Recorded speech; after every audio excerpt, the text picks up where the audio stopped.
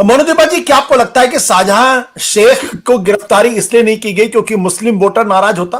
क्या ये भी एक तरीके की कम्युनल पॉलिटिक्स थी जो ममता बनर्जी की तरफ से की गई, या वाकई में शेख शाहजहां गायब था और पुलिस उसको गिरफ्तार नहीं कर पा रही थी? आपका ये तीसरा स्टेटमेंट ये बहुत ही अब डिबेटेबल हो गया है। क्या पुलिस नहीं जानती थी वो कहाँ पे थे? क्या पुलिस ने कुछ दिनों में ही उसको पकड़ा जब कोर्ट ने क्लियरेंस दिया? This whole statement and that too उनके घर से 30 किलोमीटर दूर। I mean it's just very difficult to believe कि पुलिस को नहीं पता था। और आपने बॉडी लैंग्वेज की बात की, शेख शाहजहां जिस तरह से आज कोर्ट में चल के आए सज धज के, देखिए 55 दिन से भागा हुआ था। हाँ, कहीं पे वो छुपा हुआ था। उनको शायद खाना वाना नहीं मिला, पानी नहीं मिला, कपड़ा नहीं मिला। दाढ़ी बनाने का तो क्वेश्चन ही नहीं उठता है, ऐसा होना था। लेकिन आज हमने देखा जो दृश्य, दैट इज वेरी डिफरेंट। तो ये विश्वास करना कि शेख शाहजहां को पुलिस ने लास्ट मिनट कोर्ट के आदेश के बाद या क्लैरिफिकेशन के बाद फिर जाके पुलिस उसको पकड़ा, it's a little hard to believe. Now the question of why is Shah Jahan important to the Trinamool Congress, ये I think हमने ये डिस्कस भी किया है। जैसे प्रभाकर जी ने कहा कि पश्चिम बंगाल के पॉलिटिक्स में ये जो स्ट्रॉन्ग मैन सिंड्रोम है, ये तो है ही। पहले शेख शाहजहां सीपीएम के लिए बंदोबस्त करते थे और अब वो तृणमूल के लिए कर रहे हैं। बट हाँ, जरूर the fact that he is a minority person वो भी बड़ा important है। That is significant क्योंकि जिला में there is a huge percentage of the minority population। Mamata Banerjee नहीं चाहती हैं कि उसके अरेस्ट के बाद माइनॉरिटी ना खुश हो। लेकिन इतने दिनों से जब शेख शाहजहां भागा हुआ था, तब हमें सूत्रों के अनुसार मुझे ये खबर भी आई है कि even the minority population was getting a little upset। Sheikh Shahjahan संदेश खाली के माइनॉरिटी पॉपुलेशन के लिए रॉबिन हुड सा था कुछ लोगों के लिए, राइट। लेकिन इतने दिन से वो गायब, इस कारण थोड़ा एम्बैरेसमेंट हो रहा था उनको कि ये क्या हो रहा है। और फिर जो संदेश खाली के बाहर जो माइनॉरिटी कम्युनिटी है, मिडिल क्लास, वो तो दे वर रियली अपसेट कि उसे पकड़ा नहीं जा रहा है। And the whole situation was giving the minority community a bad name. Mamata Banerjee वो बैलेंस करके 55 डेज के बाद उनका अरेस्ट का बंदोबस्त किया।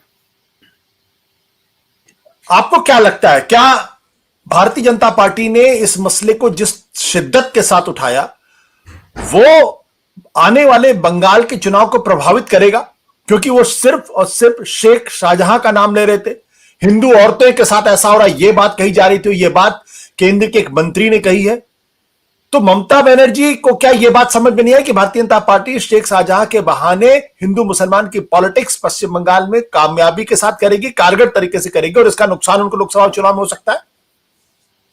ममता बनर्जी को जरूर समझ में आया। I mean she is the smartest politician going around, इसलिए शायद she has changed her tactics और अब शेख शाहजहां का अरेस्ट हुआ है।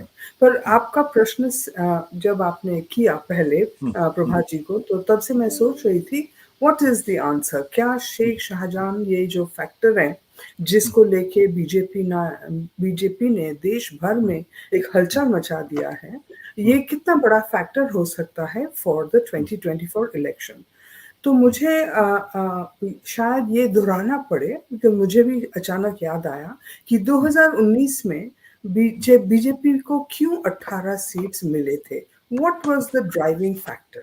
एक तो था दिलीप घोष जो उनका नेता है, उनका लीडरशिप और उनका जो स्टाइल ऑफ एवरीथिंग, जो डिलीवरी था, उनके बातों का जो choice of words, his language, everything was very focused and different from the current leadership.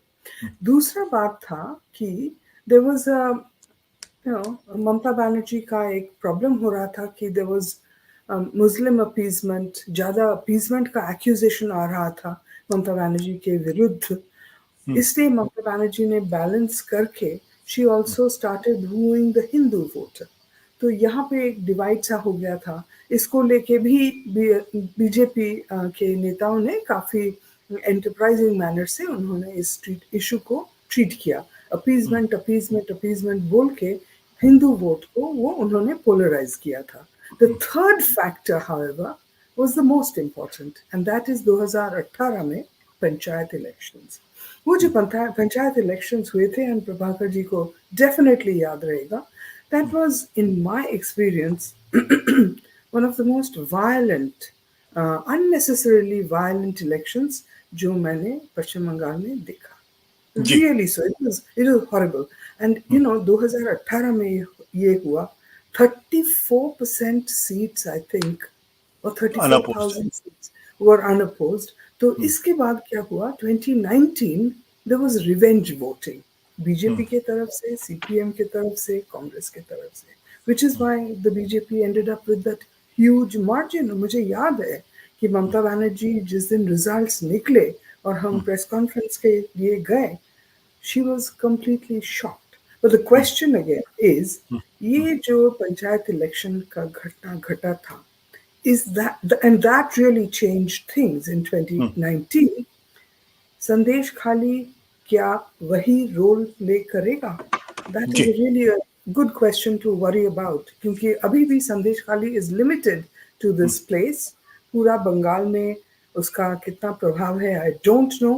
And Mamata Banerjee in the last few days वो काफी strongly बोल रही हैं कि संदेश खाली को शिंगूर और नंदीग्राम के साथ इक्वेट नहीं करना चाहिए, and that's for obvious reasons। Singur Nandigram के बाद सीपीएम डिथ्रोन्ड हो गए।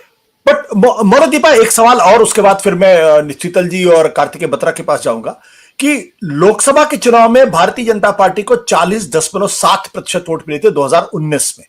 उनके और तृणमूल कांग्रेस के बीच में जो वोटों का डिफरेंस था वो सिर्फ 2.6% का वोटों का, very very very thin margin in fact.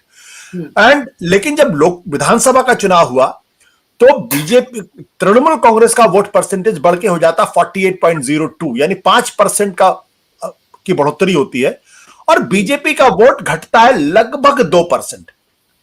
तो इसका मतलब यह है कि आज की तारीख में भी पश्चिम बंगाल में बीजेपी का 38% वोट शेयर है, which is a substantial big huge chunk for a political party which is almost non existent in earlier assembly and the parliament elections.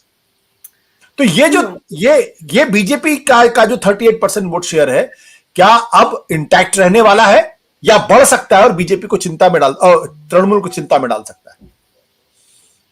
बहुत difficult, I mean I don't want to predict and foretell, लेकिन एक चीज आप ये जो BJP के जो numbers हैं उसमें एक factor is there which we all must keep in our minds, and that is, अगर आप 2018 के आगे का जो रिजल्ट्स हैं वो देखें तो you will see that CPM और कांग्रेस का जितना वोट कम हो गया है उसी संख्या के vote very loosely speaking BJP में चले गए हैं। अब प्रश्न है कि इन 2021 के बाद जहां पे कांग्रेस और सीपीएम को एक भी सीट नहीं मिला, दोनों पार्टी जरूर कोशिश कर रहे हैं और उनका अगर डील हो गया तो दूसरा इक्वेशन होगा, but this factor could upset the BJP a little bit. अचानक हम देख सकते हैं कि बीजेपी के कुछ परसेंटेज चला गया वापस सीपीएम के पास, कांग्रेस के पास। It won't be that significant certainly, but ये हो सकता है। और उसके बाद रहा ममता बनर्जी की एंटी इनकम्बेंसी जो वोट्स है वो तो जरूर आएंगे।